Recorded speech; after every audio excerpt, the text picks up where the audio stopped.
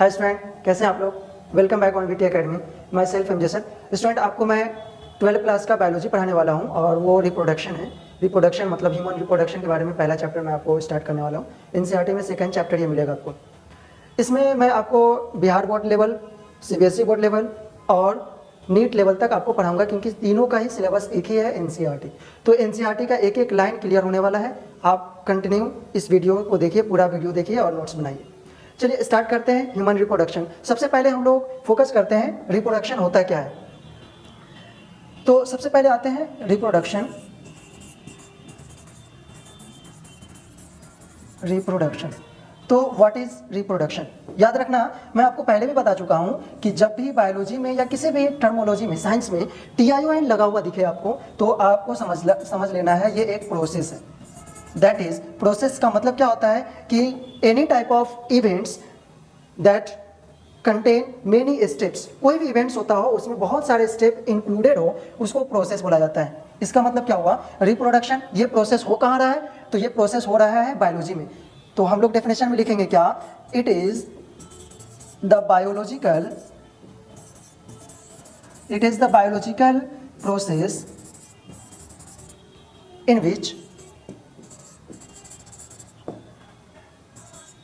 in which an organism produce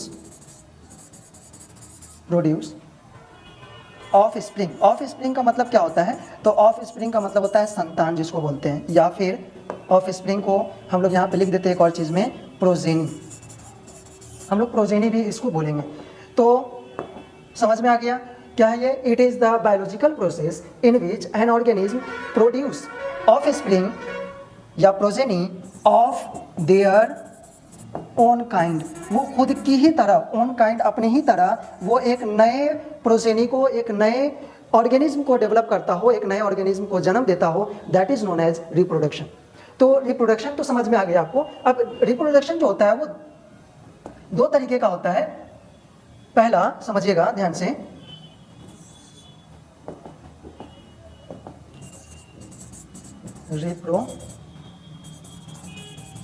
reproduction are of two types. First type क्या होता है, पहला asexual reproduction. Asexual reproduction and next is sexual reproduction. Sexual reproduction and asexual reproduction. A means क्या होता है, not, या फिर इसमें नहीं होगा क्या चीज, सेक्सुअल मतलब पेरेंट्स, ये समझिए आप। या सेक्सुअलिटी मतलब क्या होता है, जैसे सेक्सुअलिटी का मतलब सिंपल ये होता है, सेक्स का मतलब क्या होता है, पेरेंट्स, जैसे फीमेल मेल, मेल और फीमेल। तो इसमें कोई भी मेल और फीमेल नहीं होगा। इससे हम लोग समझ जाएंगे कि असेक्सुअल रिप्रोडक्शन क्या होता है। It is the reproduction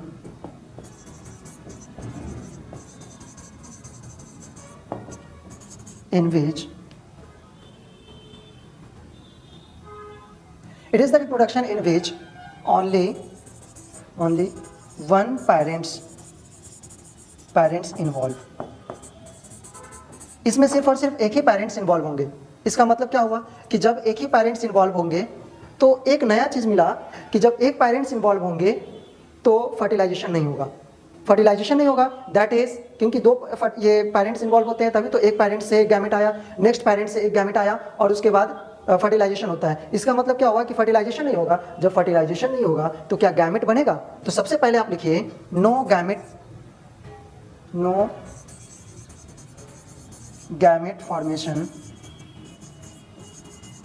formation takes place. इसमें गैमेट नहीं बनेगा। पहला चीज़ क्लियर हो गया। उसके बाद आते हैं नेक्स्ट में। तो सेकेंड में समझ लीजिए आप। सेकेंड में समझना है आपको क्या, कि जब गैमेट नहीं बनेगा इसका मतलब हो क्या कि नो फर्टिलाइजेशन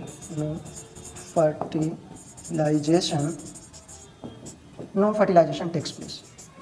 कोई भी फर्टिलाइजेशन टेक्स प्लेस नहीं होगा, मतलब फर्टिलाइजेशन नहीं होगा। नेक्स्ट में आता है, इसका एग्जांपल क्या हो सकता है, क्योंकि ये मैं आपको ओवरव्यू बता रहा हूँ, इसके बारे में हम लोग पढ़ेंगे सेपरेट क्लास में।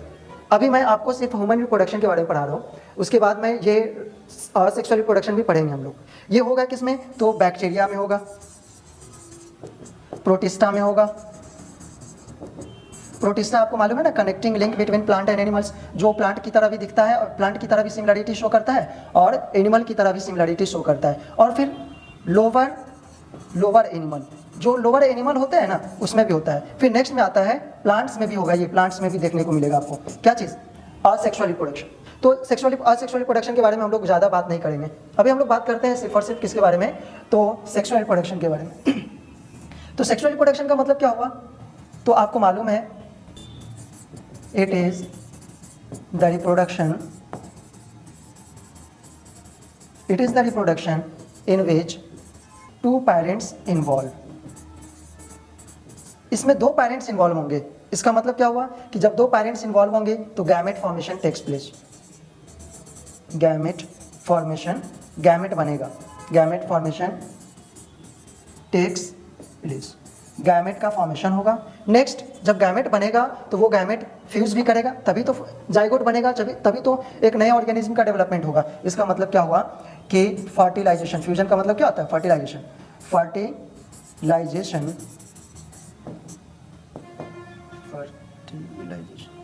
Fertilisation of gamete takes place. Gamete का फर्टिलाइजेशन होगा, ये देखने को मिलेगा। दूसरी बात ये बोले हम लोग कि ये जो इवेंट ये होगा इस वाले सेक्सुअल रिप्रोडक्शन में, इसमें क्या होगा? Many events are seen. इसके अंदर बहुत सारा इवेंट्स होगा, इवेंट्स दैट इज स्टेप, बहुत सारा स्टेप होगा, एक स्टेप नहीं होगा, बट इसके अंदर क्या होगा? एक ही स्टेप होगा। और एक चीज और आप लिख लीजिए असेक्सुअल रिप्रोडक्शन में, इसमें तो मेनी इवेंट्स होगा, बहुत सारा इवेंट्स होगा देखने को मिलेगा। असेक्सुअल रिप्रोडक्शन में जो प्रोजेनी बनेगा, मीन्स जो ऑर्गेनिज्म डेवलप होगा, जो ऑर्गेनिज्म बनेगा वो एक ही तरह का होगा। इसका मतलब क्या हुआ कि कोलोन बनेगा। कोलोन का मतलब क्या हुआ? Same type of organism, same type of organism. जो ऑर्गेनिज्म होंगे वो सेम टाइप का होगा, एक ही तरह का ऑर्गेनिज्म बनेगा। आप डिफ्रेंशिएट नहीं कर पाइएगा कि ये ए है और ये बी है और ये सी है, मतलब सब एक होगा। इसलिए बैक्टीरिया के कलेक्शंस को बोला जाता है कॉलोनी ऑफ बैक्टीरिया, क्योंकि उसमें एक तरह का बैक्टीरिया, मतलब सब एक ही तरह का, एक तरह का अगर बैक्टीरिया है तो सब एक ही तरह का होगा। उसमें आप डिफ्रेंशिएट नहीं कर पाइएगा कि ये इसका अलग लुक है, इसका अलग लुक है, इसका अलग लुक है, ये नहीं कर पाइएगा। तो हम लोग पढ़ेंगे अभी असेक्सुअल रिप्रोडक्शन को ही इलैबोरेट करके पढ़ेंगे कि सेक्सुअल रिप्रोडक्शन क्या होता है और इसमें कितना सारा इवेंट्स इन्वॉल्व होता है। तो चलिए हम लोग ह्यूमन रिप्रोडक्शन के बारे में पढ़ने जा रहे हैं, तो ह्यूमन रिप्रोडक्शन के बारे में स्टार्ट करते हैं। अगले स्लाइड पे हम लोग देखेंगे ह्यूमन रिप्रोडक्शन।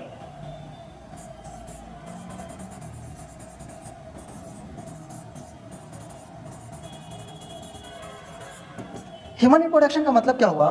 तो ह्यूमन हम लोग हैं और हम लोगों के अंदर कौन सा रिप्रोडक्शन देखने को मिलता है, या हम लोग एक नए ऑर्गेनिज्म को डेवलप करते हैं तो किस टाइप के रिप्रोडक्शन की वजह से कर पाते हैं। तो चलिए हम लोग देखते हैं ह्यूमन रिप्रोडक्शन। तो यहाँ पे लिख देते हैं एक चीज, human are sexually reproducing, human are sexually reproducing organism. Human जो है वो सेक्सुअलिटी प्रोड्यूसिंग ऑर्गेनिज्म है, एंड ऑल्सो एक और चीज है, तो वो क्या है? And viviparous. विविपैरस का मतलब क्या होता है? वैसे ऑर्गेनिज्म को विविपैरस बोलते हैं जो अपने बच्चे को मिल्क फीड करते हो या फिर अपने बच्चे को जन्म देते हो, बर्थ करते हो बच्चे का, तो उसको बोलते हैं विविपैरस। दो तरह का ऑर्गेनिज्म होता है, एक होता है ओविपैरस और एक होता है विविपैरस। ओविपैरस ऑर्गेनिज्म होता है वो जो अंडा देता है और अंडे से उस हैचिंग पीरियड के बाद फिर उसमें से एक ऑर्गेनिज्म का डेवलपमेंट होता है। और यहाँ पे क्या होता है? विविपैरस, मतलब जो बेबी को बर्थ करते हैं उसको विविपैरस बोला जाता है। नेक्स्ट में याद रखना है आपको कि many events are seen in human reproduction. Human reproduction में बहुत सारा इवेंट्स देखने को मिलेगा। अब उसी इवेंट्स के बारे में हम लोग बात करने जा रहे हैं। ये एनसीईआरटी का फर्स्ट पेज है, याद रखिएगा, एक एक करके हम लोग पढ़ने जा रहे हैं। एनसीईआरटी बहुत इंपॉर्टेंट है। चलिए, मेनी इवेंट्स में सबसे पहला इवेंट्स क्या होगा? तो पहला इवेंट्स होगा गैमेटोजेनेसिस।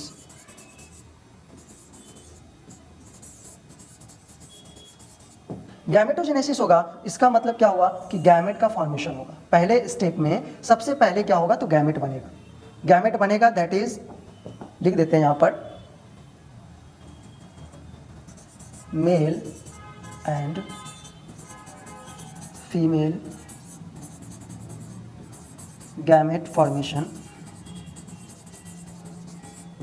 Takes place. अब याद रखिए आप कि मेल और फीमेल गैमेट में क्या क्या चीज है। तो मेल में क्या मिलेगा तो मेल में मिलेगा स्पर्म, ये सभी को पता है, आप लोग 8 क्लास से पढ़ते हुए आ रहे हो। और फीमेल में क्या चीज देखने को मिलेगा, तो फीमेल में मिलेगा ओवम, या इसे एग भी बोलते हैं। नेक्स्ट में आता है हम लोगों का गैमेटोजेनेसिस हो गया। तो गैमेटोजेनेसिस के बाद इतना चलेगा छोटा, चलिए गैमेटोजेनेसिस के बाद हम लोग देखेंगे, जब गैमेटोजेनेसिस हो गया, गैमेट बन गया, तो अब वो गैमेट एक जगह से दूसरी जगह जाएगा, मतलब ट्रांसफर ऑफ गैमेट। तो ट्रांसफर को बायोलॉजी के टर्म में बोला जाता है इंसेमिनेशन। सबसे पहला गैमेट बन गया, अब गैमेट बना तो गैमेट का एक जगह से दूसरी जगह जाना वो इंपॉर्टेंट है, नहीं तो कोई फायदा ही नहीं है गैमेट का बनना। तो गैमेट बन गया, गैमेट जाएगा एक जगह से दूसरी जगह, इसका मतलब क्या हुआ, transfer of gamete into female genitalia. मतलब क्या हुआ, फीमेल जेनिटिलिया मतलब जेनाइटल ऑर्गेन होता है फीमेल का, जो ऑरिफिसेस होता है, मतलब जो फीमेल रिप्रोडक्टिव ऑर्गेन होते हैं जैसे वेजाइना, तो फीमेल रिप्रोडक्टिव ऑर्गेन्स के अंदर जो स्पर्म होते हैं उस स्पर्म का ट्रांसफर होना बहुत इंपॉर्टेंट है, तभी फर्टिलाइजेशन होगा। तब हम लोग देखेंगे जेनाइटल फीमेल जेनाइटलिया, मतलब क्या हुआ, फीमेल रिप्रोडक्टिव ऑर्गेन, मतलब रिप्रोडक्टिव ऑर्गेन फीमेल का कौन है, उस रिप्रोडक्टिव ऑर्गेन के अंदर स्पर्म का या फिर मेल गैमेट का ट्रांसफर होना इंपॉर्टेंट है। अब जब ये मेल गैमेट ट्रांसफर हो गया तो नेक्स्ट इवेंट हम लोग को देखने को मिलेगा, वो इवेंट होगा क्या, ट्रांसफर हो गया तो अब दो गैमेट आपस में फ्यूज करेगा, तो उसको बोला जाता है fertilisation.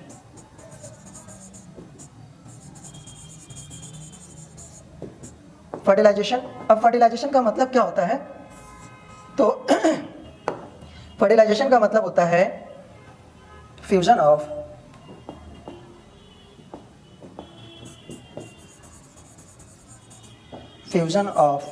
Mail and female gamete. Male और फीमेल गैमेट के फ्यूजन को बोला जाता है क्या, फर्टिलाइजेशन। और इसी वजह से क्या होगा, सो दैट जाइगोट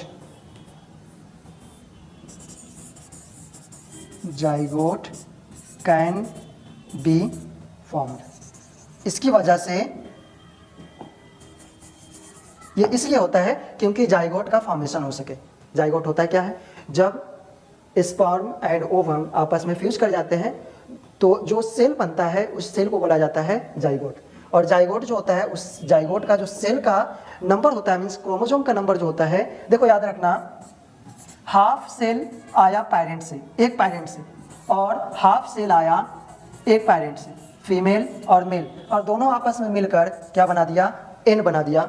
इसका मतलब टू मतलब हाफ और हाफ क्या बनता है, तो हाफ और हाफ मतलब वन सेल, और वन सेल को हम लोग रिप्रेजेंट करते हैं एन से, तो इसका मतलब हुआ इसको हम लोग क्या रिप्रेजेंट करेंगे, कैसे, तो इसको हम लोग रिप्रेजेंट करेंगे, अगर हम लोग इसको रिप्रेजेंट कर रहे हैं एन से और इसको रिप्रेजेंट कर रहे हैं एन से, तो इसको रिप्रेजेंट करना पड़ेगा 2n से, मतलब वन सेल।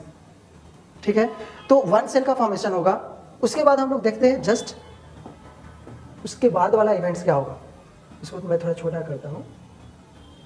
उसके बाद वाला इवेंट्स होगा, फर्टिलाइजेशन के बाद होगा क्या, तो फर्टिलाइजेशन जैसे ही होगा उसके बाद जो सेल होगा वो जो यूट्रस है उस यूट्रस के वॉल के साथ अटैच हो जाएगा, तो उस अटैचमेंट को बोला जाता है बायोलॉजी के टर्म में इम्प्लांटेशन। और याद रखना, फर्टिलाइजेशन ही शो करता है प्रेगनेंसी एस्टेब्लिशमेंट।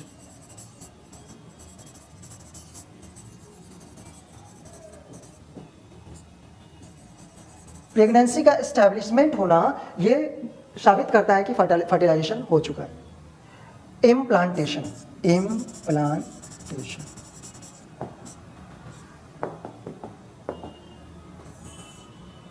अब इम्प्लांटेशन का मतलब क्या हुआ तो एक एक करके समझिएगा। इम्प्लांटेशन मतलब क्या होता है? इसका मतलब है अटैचमेंट, अटैचमेंट ऑफ ब्लास्टोसिस्ट, ये नया टर्म है आपके लिए। ब्लास्टोसिस्ट का मतलब क्या हुआ? तो ब्लास्टोसिस्ट का मतलब हुआ कि जैसे ही फर्टिलाइजेशन हुआ तो जाइगोट बना, जाइगोट फिर से क्लीवेज करता है। क्लीवेज मतलब होता है खुद के सेल के अंदर, मतलब एक बाउंड्री होता हो और उसी के अंदर बार बार ये सेल डिवीजन होता हो तो उसको बोला जाता है cleavage.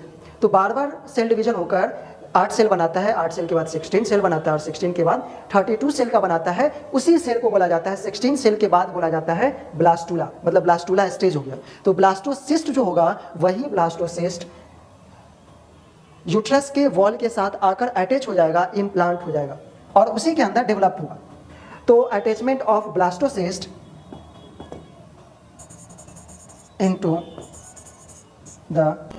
the layer of uterus, मतलब यूट्रस के वॉल के साथ, वॉल भी बोल सकते। यूट्रस का जो लेयर होता है 3 लेयर से बना हुआ होता है यूट्रस। पहला endometrium, myometrium and perimetrium. Perimetrium जो होता है वो आउटर लेयर को बोला जाता है पेरीमेट्रियम। तो एंडोमेट्रियम के साथ आकर ये अटैच हो जाएगा और अटैच होने के बाद उसी में वो डेवलप होना शुरू कर देगा। That is known as implantation. Implantation के बाद आएगा क्या? अब जब इम्प्लांटेशन हो गया तो एक नया टर्मिनोलॉजी देखने को मिलेगा, उस टर्मिनोलॉजी को बोला जाता है जेस्टेशन। और ये जेस्टेशन एक पीरियड है, पीरियड को बोलते हैं जेस्टेशन पीरियड, जैसे बोलते हैं ना। अब जेस्टेशन पीरियड का मतलब क्या हुआ? तो जेस्टेशन पीरियड में लिख लीजिए आप 9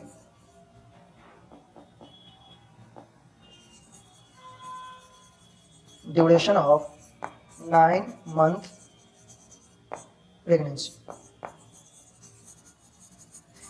प्रेगनेंसी के 9 मंथ के ड्यूरेशन को बोला जाता है जेस्टेशन पीरियड। और जैसे ही जेस्टेशन पीरियड होगा, ये 9 मंथ का होता है, और उसके बाद फिर क्या होगा नेक्स्ट में? तो नेक्स्ट में मैं इसको ही छोटा कर दे रहा हूं। नेक्स्ट में क्या होगा? तो एक लास्ट स्टेज बचेगा, उस लास्ट स्टेज को बोला जाता है पार्चुएशन। क्योंकि डेवलपमेंट जब हो गया, बेबी का डेवलपमेंट हो चुका है, तो अब क्या होगा? डिलीवरी होगा। इसका मतलब क्या होगा?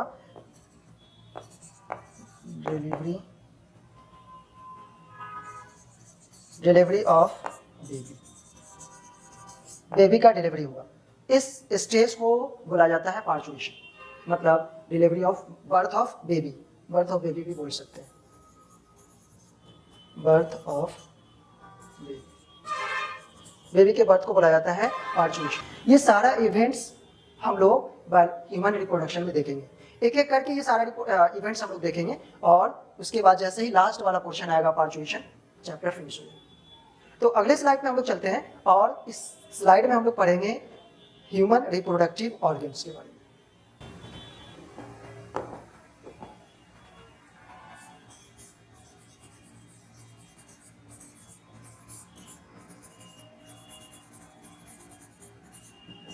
Human reproductive organ. Human reproductive organ क्या होता है, कैसा होता है, ये चीज हम लोग देखने जा रहे हैं। चलिए, ह्यूमन रिप्रोडक्शन में सबसे पहले देखेंगे हम लोग primary sex organ. Primary sex organ, primary sex organ को किस नाम से जानते हैं? तो याद रखना है गोनैड्स, गोनैड्स। अब गोनैड्स में क्या आएगा? तो टेस्टिस। ये प्राइमरी सेक्स ऑर्गन है, याद रखना आपको।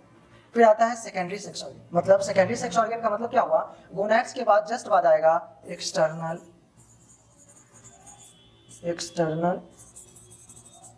जेनाइटल। एक्सटर्नल जेनाइटल में क्या क्या मिलेगा? तो पहला penis and scrotum. Scrotum wall जो होता है, लेयर होता है ये स्किन, जो टेस्टिस, मतलब ये पाउच होता है जो टेस्टिस को स्टोर करता है। टेस्टिस को रखे रहता है अपने अंदर, मतलब पाउच की तरह काम करता है। तो पेनिस और स्क्रोटम जो होगा एक्सटर्नल जेनिटलिया हुआ या एक्सटर्नल जेनाइटल्स हो गया, और इंटरनल आएगा इंटरनल जेनाइटल। इंटरनल जेनाइटल में आपको क्या क्या चीज देखने को मिलेगा, तो सबसे पहले आएगा एपिडिडाइमिस,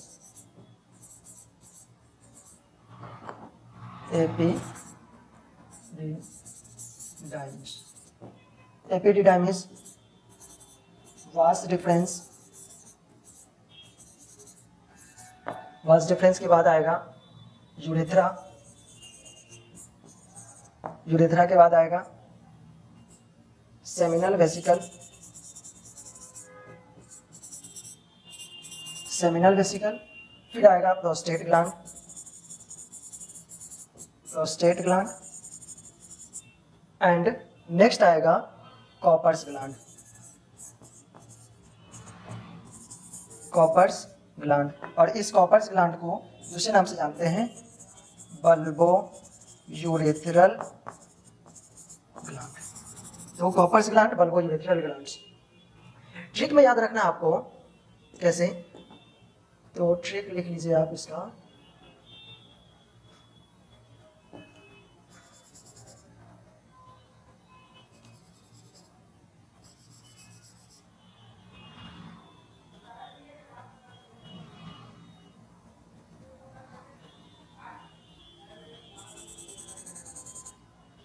ट्रिक में याद रखना आपको, ट्रिक लिख लीजिए यहाँ पर। ट्रिक क्या है, यूपीएसपी1, यूपीएसपी1 मतलब क्या हुआ, ये एक पाया जाएगा, यूपीएसपी जो होगा ना वो एक होगा। इसका मतलब क्या हुआ, urethra, penis, scrotum and prostate gland is only in one in number, और अदर ऑर्गन जो होगा, other are present in pair, other जो दूसरा होगा ना वो पेयर में प्रेजेंट होगा। तो याद रखना आपको, यूरेथ्रा, पेनिस और स्क्रोटम और फिर प्रोस्टेट ग्लैंड